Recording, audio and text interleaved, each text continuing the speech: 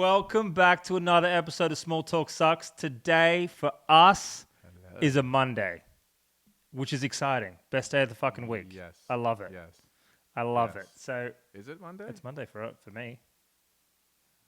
Yeah, it's Monday for me too. I just got lost in the sauce for a second. So basically, we're here for another episode. We had a very structured episode planned until we realized that the world is either falling apart or about to take off into another stratosphere, depending on who you talk to or what news channel you choose to receive today. So we pivoted the plan, very and much we're so. here to give you some insight, some intel, some behind-the-scenes info on what is happening in the universe. And here we go. It's exciting times. Here we go, man. Yes. By technical classification, the markets have officially entered a bear market. Damn. So coming off, it just shows you how quickly things What, change. how long's he been in for? 2 and a bit months? Yeah. So statistically speaking, this is the fastest that a market has ever descended into a bear market, into a presidential term in history. So since 1957, when the index funds, the S&P 100 have been tracked and bear market indicators have been tracked, this is the fastest that it's ever gone into a recession. For a frame of reference, coming off of the dot-com crash, a lot of people who are listening to this right now, they may not be old enough or they may have forgotten, but during the late 1990s, when it was what is basically equivalent to the AI hype of right now, the dot-com hype was the internet was going global, the World Wide Web was really, getting its foothold out everywhere, and all these websites were popping up with ridiculous valuations. So everybody was just throwing money into the stock market, and there was a massive crash that occurred at the end of 1999 into the early 2000s where the markets plummeted.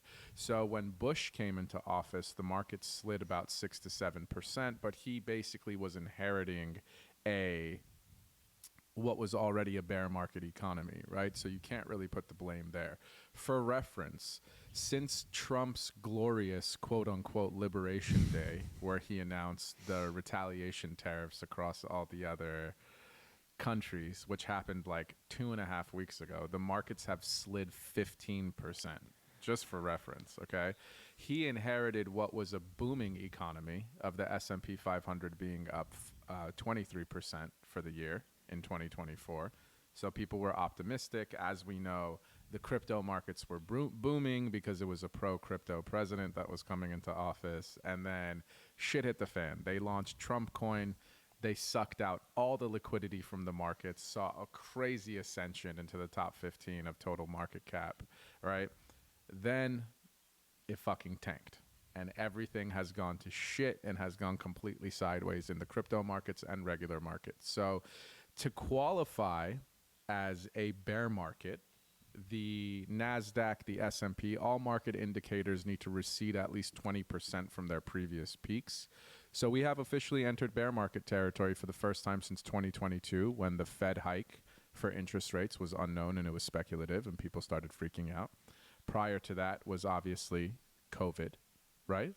And prior to that was the 2008 financial crisis. So there's a few ways to slice this up and look at it, and we'll get into those discussions. But in summary, my point blank blanket covered advice on this is, if you believe in a stock, I always tell you these are the most opportunistic times.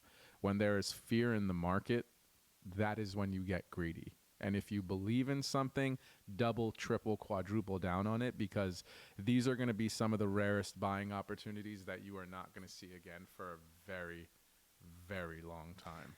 But that's essentially where we are at as of today. And the markets are only going to continue to slide because this morning Trump announced that on April 9th, if China doesn't surrender on their tariffs by the 8th, that he's slapping an additional 50% on top of it. So And I think that it's pretty this sticky. is so. Actually, I think you're more equipped to articulate this from a macros perspective, and then I can dive into some of the international micros of it. But do you want to just talk to why, if you were to put yourself into his brain, why he is doing this?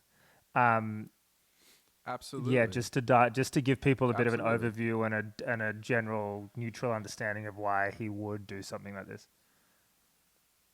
Of course, the thing to understand and the sentiment that the global economy operates off of is the spending power of the American consumer. Okay? Americans spend more than anybody on the planet combined. Okay? The spending power of the US economy through bad times, through good times, there's always opportunity created, whether that's people borrowing money, whether it's credit debt that they do, whatever it is that they do. The American consumer will spend, right? The thing that a lot of people lose foresight on is that all exported American product is already taxed and tariffed universally. So when it goes into other countries, all the product is already taxed when it comes from here. So Trump's philosophy is to play bully ball, to try and get to a place where he is strengthening domestic product and production. So you already see some people succumbing to this as we speak. Japanese CEOs of major corporations are talking about how they're relocating their factories and production lines to the United States to start producing their goods here. You have some automotive CEOs like Ferrari, Lamborghini has discussed it, that they're going to move additional parts of their production lines to the United States. So he wants to strengthen the domestic product and output of what American consumer goods actually resonates from. So it is definitely going to cause an immense amount of short-term pain, right? But there's no way that someone who came in so bullish is going to allow his presidency to be marked and remembered by absolutely tanking and crushing the economy. Some economists think it's the best move that has ever been done. People like Warren Buffett are huge advocates for these moves, saying it's the best fiscal policy and move that he's seen in 50 years, right? And I think it came to a point where the leverage that we were using with debt, with outstanding debt to all these other countries, like it has to reach a limit, and it's reached a boiling point where someone had to pull the Band-Aid off. And I think that's wholeheartedly what he's doing. He's trying to strengthen he's weakening it in the short term and trying to strengthen it in the long term, but he's trying to reiterate domestic product. And the other side of it is that if you recognize that he's intentionally crashing the stock market, right? One, it creates more buying opportunity. Two, my assumption would be that the hope and the goal is to force the Fed, the Federal Reserve, who dictates interest rates. Let's just put it in a blanket term. They do a lot, but they dictate interest rates. So how much it costs for you to mortgage a home, how much it costs for you to put debt on your credit card, how much it costs for you to borrow money, what the interest rate is. By crashing the stock market, you force more money into treasuries. You hopefully force the Federal Reserve to lower the interest rates. The United States government refinances the outstanding debt that they have. If they refinance 10 trillion at a 3.5% interest rate comparative to a 7% interest rate, it saves them anywhere from $500 to $700 billion, right? And we know that their interest payments have ballooned to almost $1 trillion annually, which is just absolutely absurd. So there definitely is strategic deployment around all this. Then it makes money cheaper to borrow for your mortgages, for whatever it is. And long term, you hope to create economic prosperity. It's just the short-sighted view of it is that it's definitely inflicting a good amount of pain. I think that this is fascinating. We have lived in a globalist society for a significant volume of time, and America has been the facilitator for that environment. And this is the first time they've pushed back. And at the end of the day, the slogan that was around this president when he was running was "Make America Great Again." It was not "Make the globe great again." It was "Make America great again." And I think that sentiment, this is one of the first moves that has made that sentiment very clear.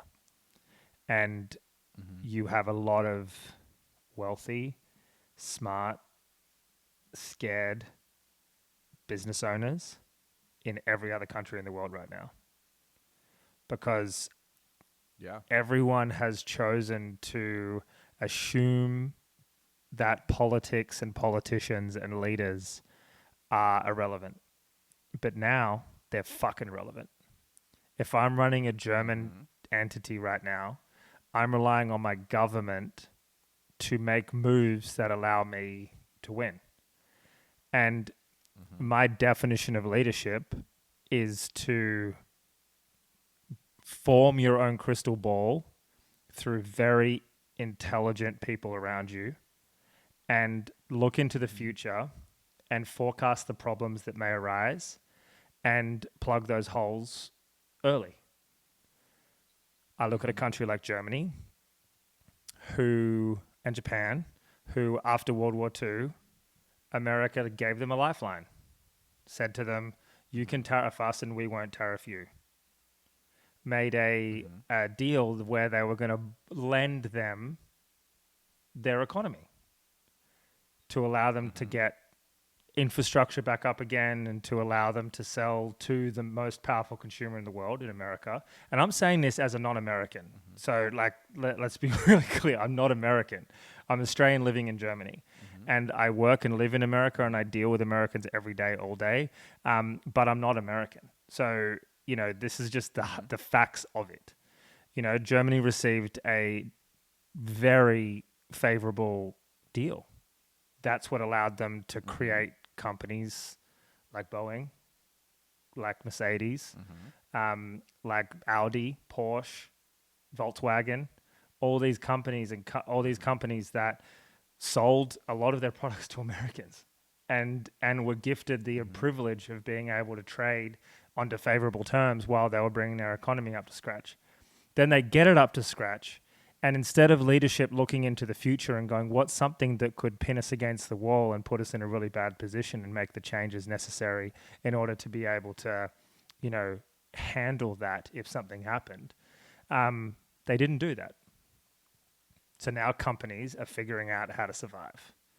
And, you know, I'm going to jump around a bit here because there's a lot of stuff going through my head on this from an international standpoint. But America is waking up and realizing its value on the market. And it's asking for its weight in gold. And the problem is the person asking for it, people do not want to see win.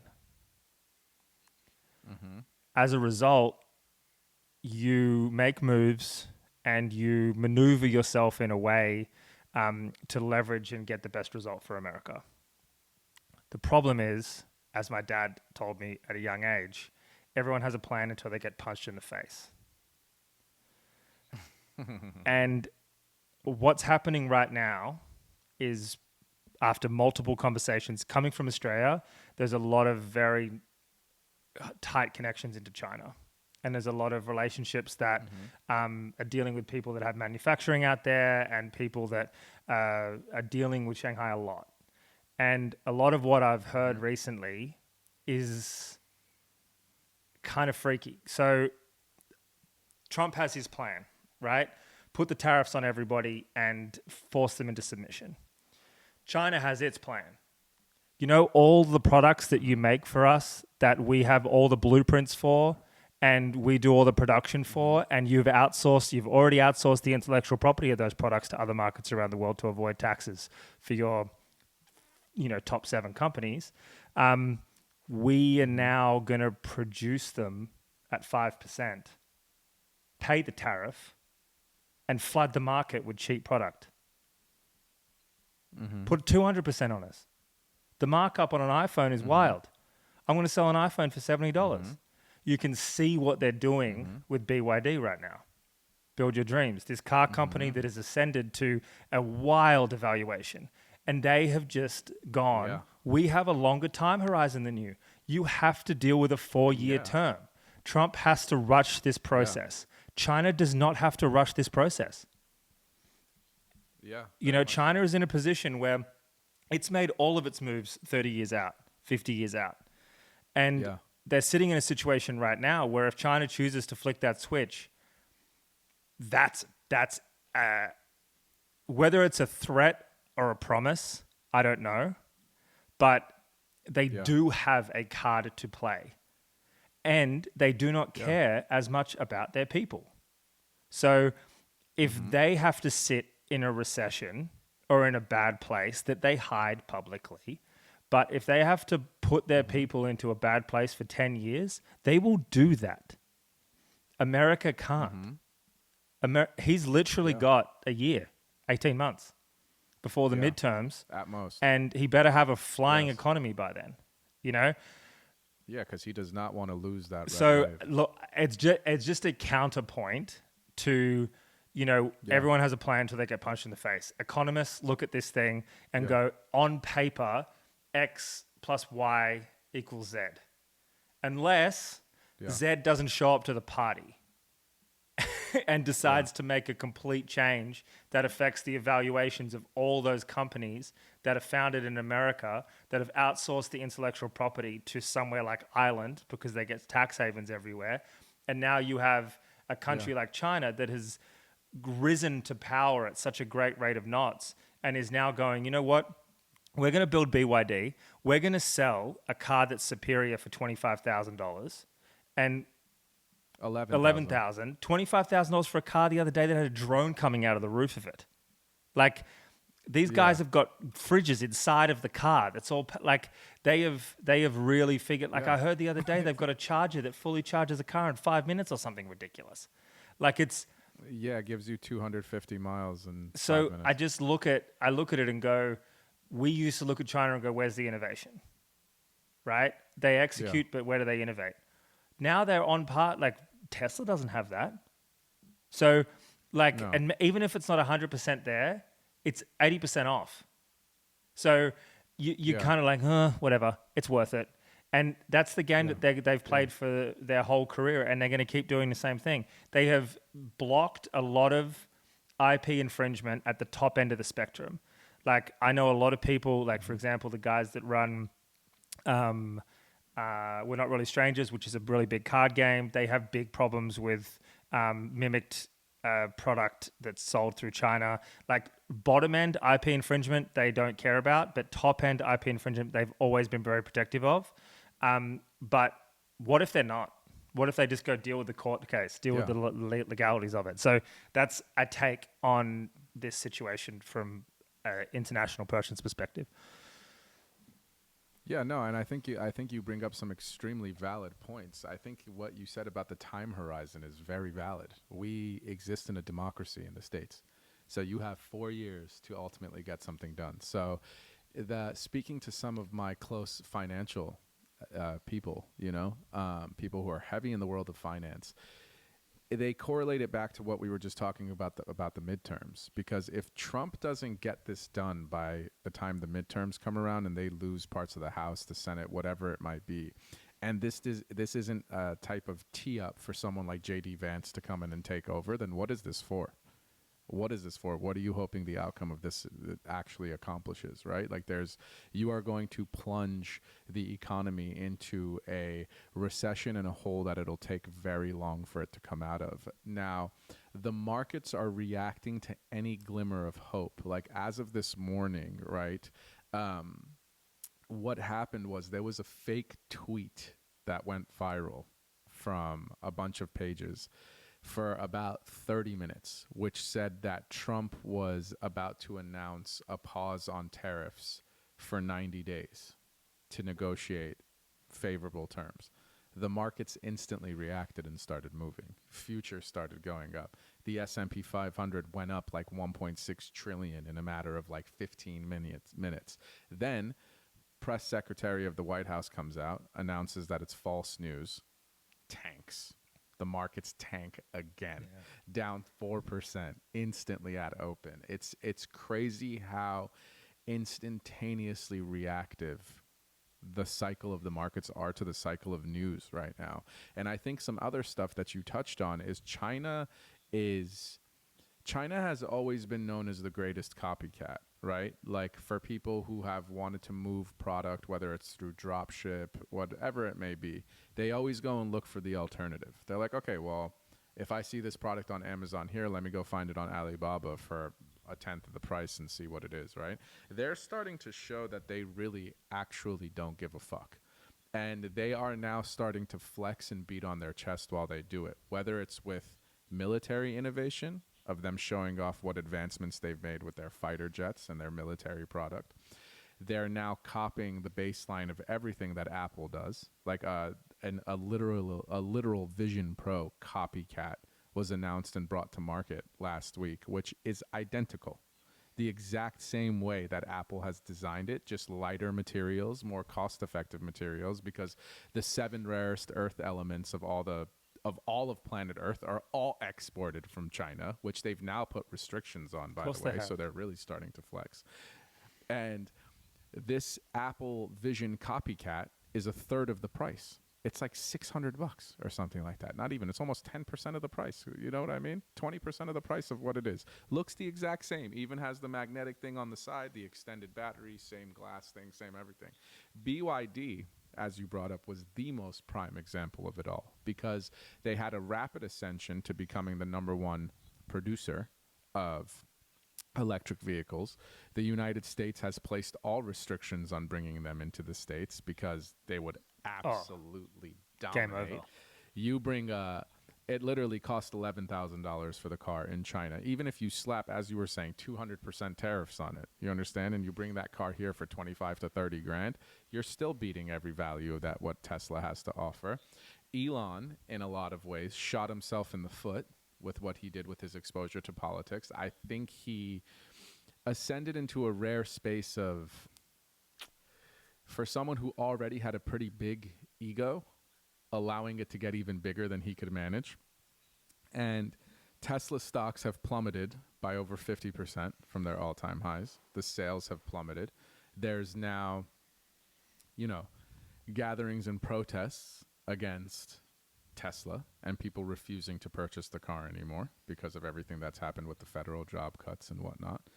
A lot of departments and their spokespeople have come out and said that they've descended into absolute chaos with the job cuts that have occurred in these departments, so that they're understaffed and they can't keep up with it. And to not bounce too far all over the place, I think the summary of this is that Trump is trying to play tremendous bully ball because he has to do everything he can to force this through. Yeah. If he does not make this settle in a place in the next year, he will forever be remembered as the president that absolutely shattered and destroyed the economy. He's in a for the foreseeable future. He's in a very, very, very interesting position. I respect the risk, and he will get all the credit if it works, but he will also get all the blame if it doesn't. So I respect anyone. And not only will he get all the blame if it doesn't, he will swing the pendulum back to the blue side for the next decade. Or he swings it to the right. next two there's a lot sitting on the next 18 months. I think there's a lot sitting on the next 6 months. I don't think that the markets can afford to be so destabilized until the end of the year. I think also, as we do here on this podcast, we try and go one layer deeper. That's how we deem these scenarios. And I spent a lot of time today and over the last couple of weeks reaching out to e-com people, just people who are running big, small, and everything in between companies. And one of the things that I have really started to get a strong feeling on is TikTok Shop and what that platform is doing. And again, the time horizon is why it's winning right now. There are companies and friends of mine on that used to sell through Amazon and then just got so sick of dealing with the parameters, the restrictions, the process they had to go through, the cut they had to give up. And then they have now made the move to TikTok Shop and 4x the revenue. TikTok Shop's just having days where they take 40% off every item sold on TikTok Shop, and then they hold the cost of that. So, and they're literally eating 40%. So you buy $100 item, they are going, we will take a 40% cost per acquisition on this, and we'll pay you the full 100. So they're letting that money flow through to the founder.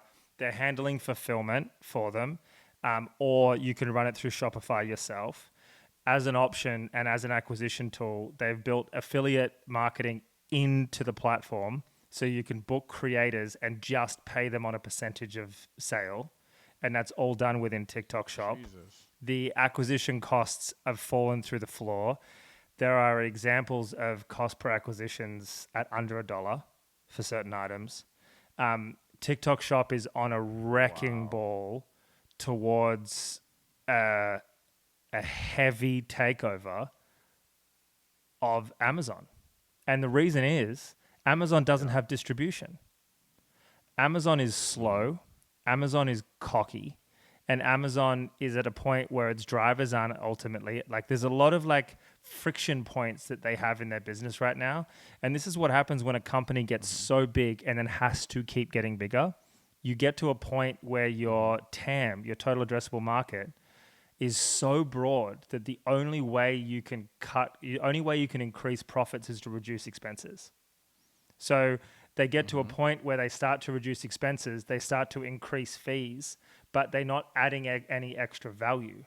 So the customer, the e-com brand, is going, wait a minute, why my fees keep going up? Why does my cost to store my goods at your fulfillment center going up? Why is the delivery time going down? And why am I paying more money for a lesser service? You know, I've got more damaged goods than ever before. In some cases, people are showing 10 to 15% increase in damaged goods on their items. So That's massive, huge, by the way. you That's know? insane. So you got that happening. Yeah. And then alongside that, you've got TikTok going, I'm going to eat your lunch because I've got distribution built in. So I have the creators, I have the attention, I have the buying power, I have your audience. So not only just to bear like a larger frame on this, not only does China have production ability, they have 3PL ability, so they have distribution ability. They have the consumer, the American consumer, on lock. I'm convinced they're based on the sales numbers that I'm hearing come out of TikTok Shop. They are underperforming. They are under sharing the total usage and time on platform. That is higher than what they're saying it is. So I now they right. own the consumer. They own the consumer's attention. They now have a path to sell product direct to consumer, and they have the production ability. The one thing that they're struggling with right now is they're producing inferior products. If they, if they let go and if they start to produce, instead of making something for 39 cents, they make it for 57 cents. $3. You know, Yeah. the level up of materials and hand jobs that can be done on that. By the way, hand jobs is a term used in production. Every time you have to use your hands to move an item, it's deemed a hand job. Everybody calm down. I can just imagine everyone sitting on the train tomorrow. I have to pause for a second. I was like, what did he just say? So you have that happening at the moment, right? So when you start to look, like, they've just done such a good job, and I don't respect it in a lot of ways. I think it's appalling because I'm a brand guy. I love product created by founders, built from scratch. You know, I've got samples all over my house, products that I'm testing and trialing and seeing if we want to launch into the world. So I love the creation process, and I despise the idea of people copying that. But you have to look at the bigger picture and realize what they're doing. You know, they're flexing their muscle. They're taking boats like warships around the coast of Australia, doing loops around the coast of Australia. Every time our fighter jets go up, their fighter jets go up. You know, there's acts of strength being played in every area, and it's because they've infiltrated culture. They've infiltrated culture, and they've infiltrated everybody's living rooms. And now they just have to decide when they want to turn it on. And that's what we should keep an eye out for. And that's what we should, that's the one layer deeper that I would just wanted to go on this situation. Yeah, I mean, does it surprise you that there's now the news popping up that Amazon has put in a bid for TikTok? Not at all, because it's probably the smartest move they could make. Supposedly it's not even. Yeah, but supposedly it's not even being entertained or being taken. No, because they don't want to give away the distribution power. No, and they would press to whatever offer that is, they would press. It wouldn't even be worth it to them. At this point, you have such a large amount of small businesses in the American economy that are dependent upon TikTok in order to make their sales, right? Especially now with That TikTok Shop. Trump just issued an exactly. The app has become a commerce platform. It's not a content platform. It's a commerce platform. Only a TikTok, content through and platform through. for commerce. It's designed Exactly. to garner attention, so you buy more on site. That's it. Same as Instagram. Exactly, and every other swipe up is a product that's being sold to you, you know, and the ones that are effective with their marketing, they catch your attention. You're willing to at least pause and give it a shot. Where when the traditional method of selling things to people through commercials or whatever it would have been, no one watches anymore. Everybody has DVR based recording on whatever it is. For those who even still do watch television and don't, like, no one watches cable anymore. Everybody has their streaming platforms that they pay for, that they will just pick and choose what they want to watch with no commercials or anything involved anyway. So they've created the new method of going direct to consumer and at least demanding a few seconds of your attention. And then whether you engage with it, you are like, you know what, this actually looks really effective. Let's do this. Or this is a great looking product. Let me buy it. And then all your data is stored. They stash your credit card information. Your shipping address is ready to go. So it's just as easy, if not easier, than Amazon. Now, they have the same portal where you click on your orders tabs. You can see the tracking link. You could see what it is. Like, they've just made it so consumer friendly. It's 2 clicks away from you getting your product delivered. Returns are easy. It's favorable, whatever it is. Now, so many small businesses in the United States depend on TikTok to sell and to thrive that the Trump administration just issued another executive order to give another 45-day extension towards these negotiations, towards trying to potentially purchase TikTok and figure it out. They recognize that they cannot take that away. Yeah. So they, in a lot of ways, with these dual extensions that they've given now, have lost a little bit of their leverage, you know, because ByteDance has made it very clear that they're not going to bow down and they're not going to surrender. They played ball. They went live, which was temporary for 24 hours, with letting US-based people know that the app was down and no longer usable for US-based customers. That day came up where everybody was doing like their eulogies for TikTok, which was quite silly, but it is what it is. And everybody was posting their content clips of like, oh, it was a great run. Follow me on Instagram, yada, yada, yada. But I don't think it settles where people assume it's going to. And I think that over the next 60 to 90 days, we're going to see some wild shit start to happen. I think that it's definitely going to start percolating towards the later part of those extension dates. And I think this administration has a shit ton on its plate right now. And I think that we are in quite possibly the shakiest, most transitional state that we have been in a long time. But one thing that we always touch on, and that is to always find the optimistic outlook and silver lining, is that no matter what, whether it's a little bit more of an extended period for how long it takes for it to rebound, the markets will rebound. Inevitably, the markets will rebound, right? So if there is product and there is company that you believe in, this is the most opportunistic buying period you will have for a very long time. Like flashback to COVID eras where Bitcoin crashed down to $3,000 and all these other markets and products and companies, sorry, not products, but all these other companies tanked in stock prices. The level of come up in which people experienced who purchased during that time was unprecedented. It was one of the greatest wealth transfers of all time that occurred.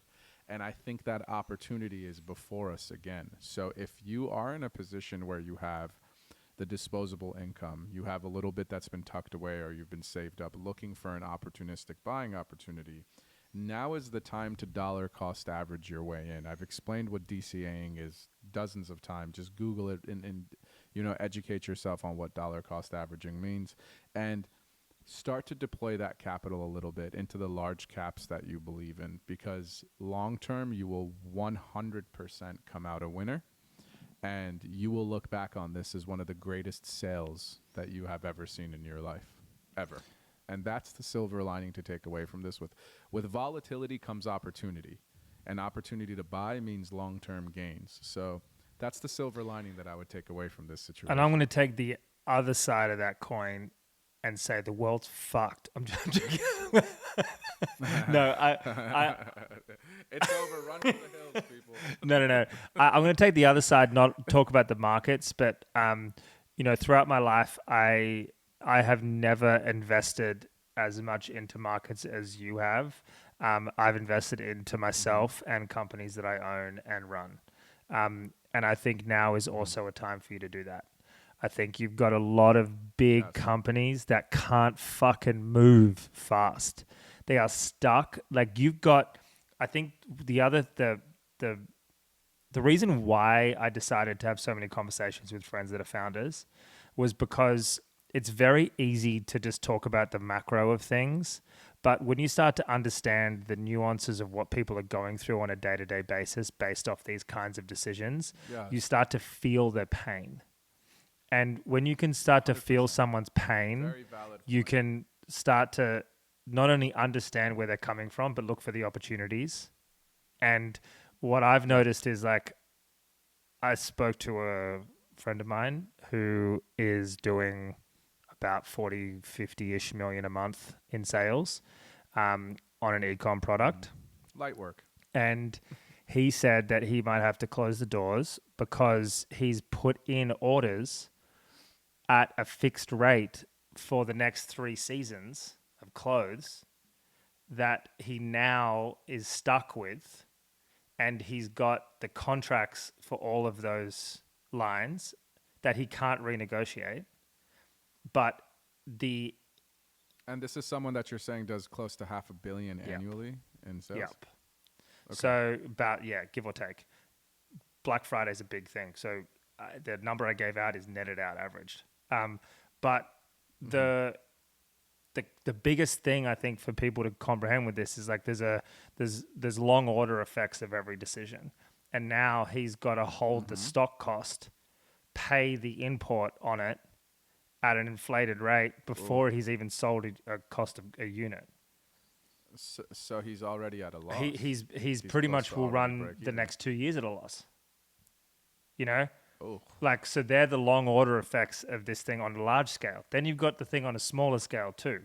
You've got people, like, you've got companies that are doing import-export that are now saying, look, I've got inventory I can't move now. So you've got a whole bunch of stuff sitting on boats that's like waiting to enter the country, but everyone's trying to rush it through now and not putting any orders in, after D-Day. So like the domino effect of this is real. And what happens when you're big is you can't move fast. You have to move slow. So you've got these large companies that are sitting there going, I can't focus on my marketing right now. I can't focus on my branding right now. I have to pivot my attention inward. And I have to solve an existing problem. Now, if you don't have a business yet and you're thinking of starting one, a lot of people would be like, this is the worst time in human history to start it. But I beg to differ.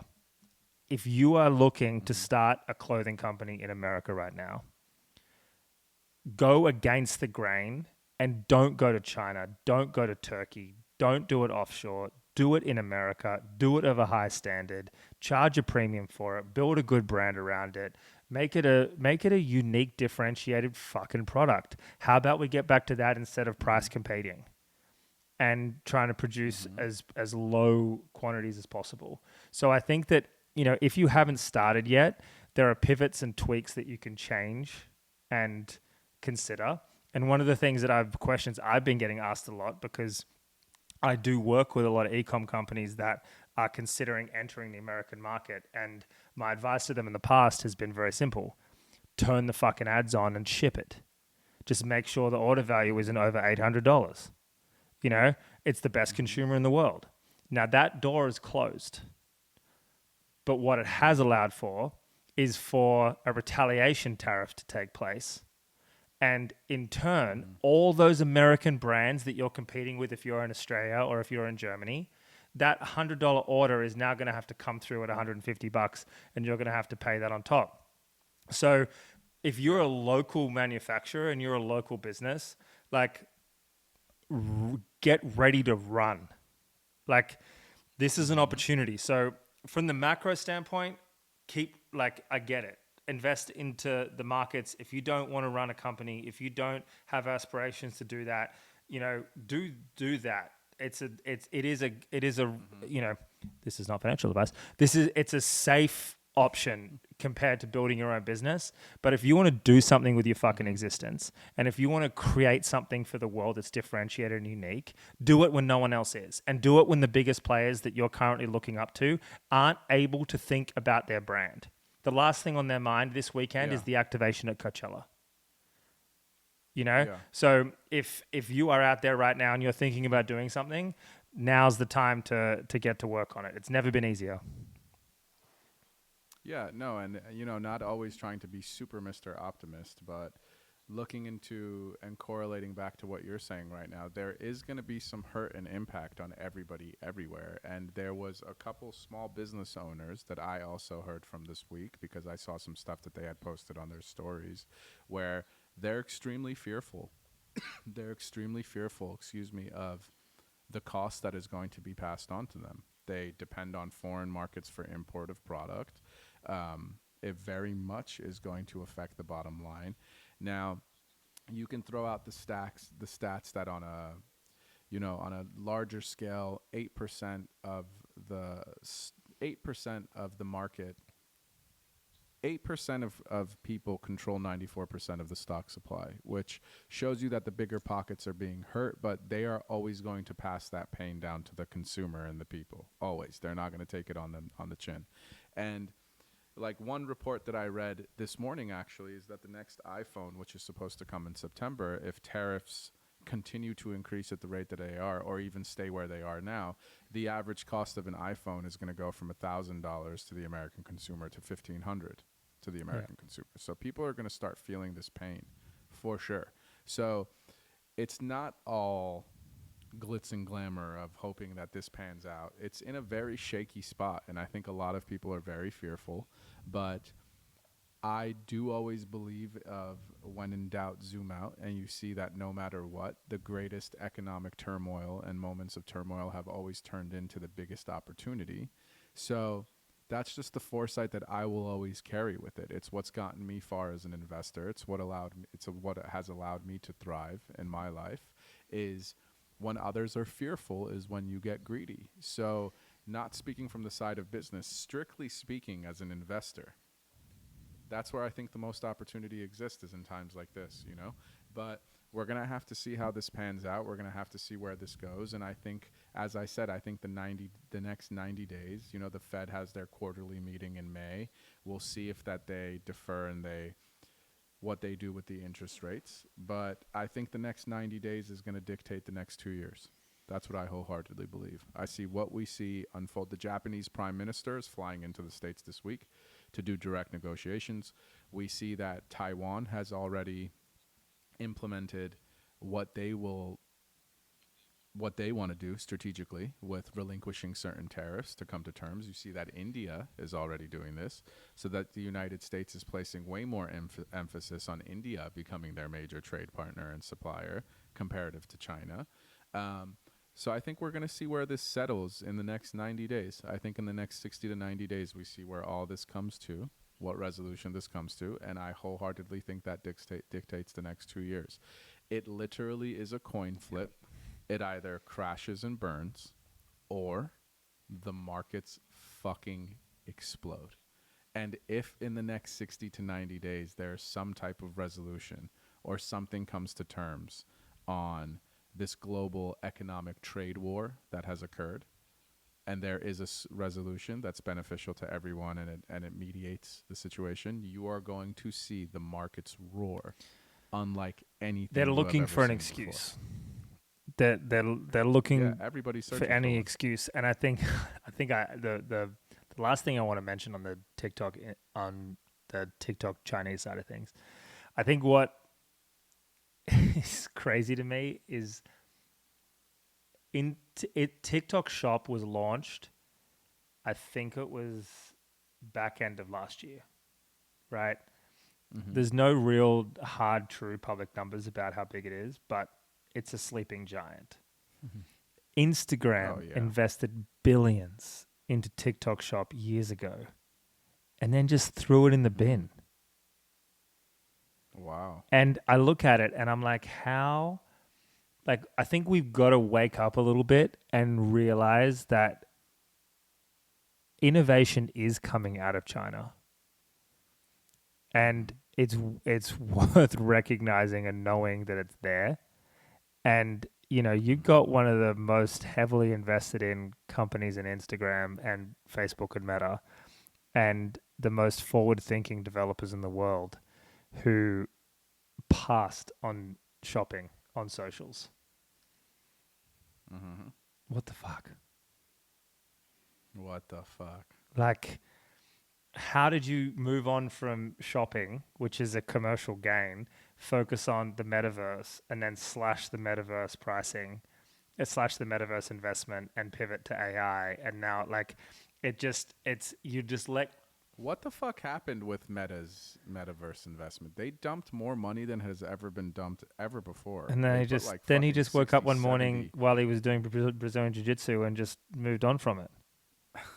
You know? No, but that was a little wild. Like, that whole era of, like, getting people into the metaverse and the Oculus. Like, I don't know if they still have, like, a 10 to 15 year game plan with that, but they just literally threw 70, 80 billion dollars into R&D for the metaverse and then just said, Some "Fuck might it." say he Like, rolled we're his just way gonna out, or he's submitted. That was a good one. I'll But give no, you that like, one. Or decided to just go chill on his 24,000 no, acres I in agree, Hawaii, but that's you know? part of the challenge is like time horizons, you know. And I think that one of the biggest lessons from my deep dives in this whole thing is like, even for us to know for the stuff we're building and for advice to companies, like, stop buying the news. Just think further ahead and build towards a future that you see taking place. Have a longer time horizon on when you want to have money, or how long your investments are, or in every single facet of your life. 100%. Zoom out. You know, I feel like we say it every episode, but like, it just keeps ringing true in so many scenarios. You know, it's just such a it's such a big thing. And I think the other thing that was my like sauna lesson from this week. I've been thinking a lot about how we react to things and how I react to things, and I've had a couple of situations this week where I've reacted poorly to some stuff, and I've also had situations where I reacted really well. But I think emotional regulation is one of the most profound and important skills that every single child should be learning at school. Yeah, absolutely. And adult. But learn it young. Yes. Like, if you learn how to 100%. regulate your emotions and not just blow up at people, and then I think what's happening and what's compounding, and next week's episode will really bring this to light, I think, based on a topic we're going to tackle.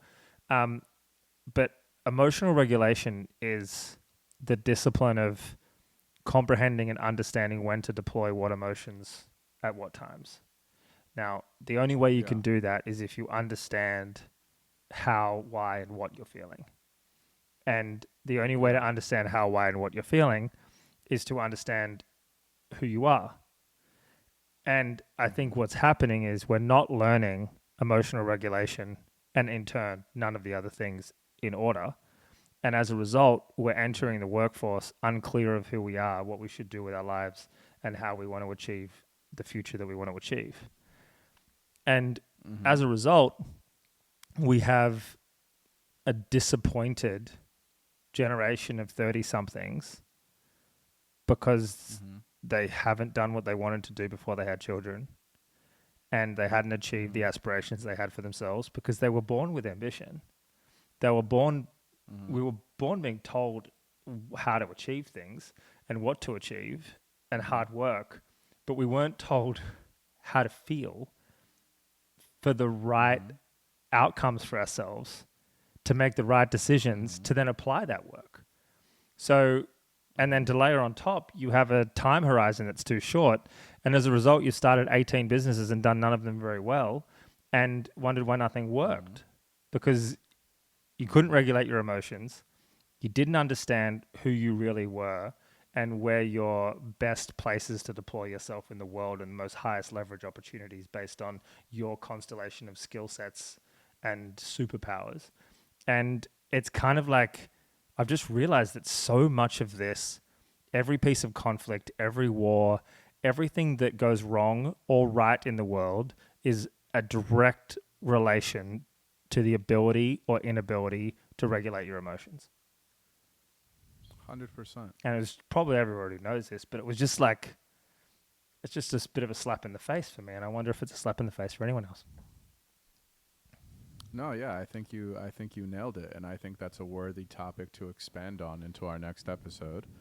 Something that we could definitely lead off with, but I think you absolutely nailed it. I think in every basis of relationship, emotional regulation, which then correlates to proper or improper communication, is the basis for a successful or a failing relationship. When you are in business, if you can assess someone's, what they're coming with, what their weaknesses are, what their strengths are, and you can articulate it in a calm and constructive manner, look at the rebound that you will get from that type of an employee or that type of a partner when you could be constructive in your conversation.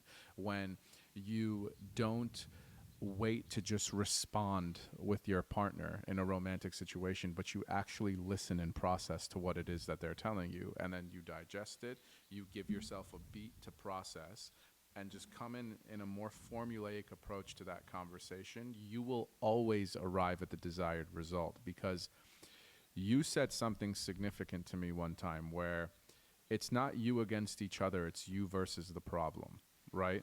And it's one of those things where if you recognize that and you keep that at the forefront of every conversation and every avenue of life that you move through, you will always arrive at the results that you desire. Conflict doesn't lead to resolution. Like, you don't need to raise your voice to get a point across, which all stems from, as you said, emotional regulation from childhood, and I think it's certain habits and things that we could learn that definitely need to be implemented. Like you see in certain Asian school systems, they teach the kids meditation from the time that they're in kindergarten. They teach them how to regulate and internalize certain feelings before they verbalize it to everybody else, and to understand on what basis that will best be articulated, right? So I think it's a great conversation for us to lead off on our next episode with. I think we touched on a fair amount of stuff for the hour that we've been discussing, and it's a lot for people to digest. And I think we kick off the next one with this subject matter of what it is, going into statistical analysis of behavioral traits, whatever it might be, that kind of correlates back to all of this. And I think the best place that you and I can speak from is obviously from the perspective of adolescent males, and seeing how that then correlates into young adults and grown men. So I appreciate the insight that you shared. I love you. It's always the best to do these with you, and you're the best co-host in the world. And I'm looking forward to us kicking off these topics on the next one. Likewise, it's pretty good that we both have the best co-host in the world. It'd be pretty awkward if we didn't. That's me. Oh, wicked. No, but it's much appreciated, brother. So I'm looking forward to it. Let's buddy. run it. I'll see you on the next one.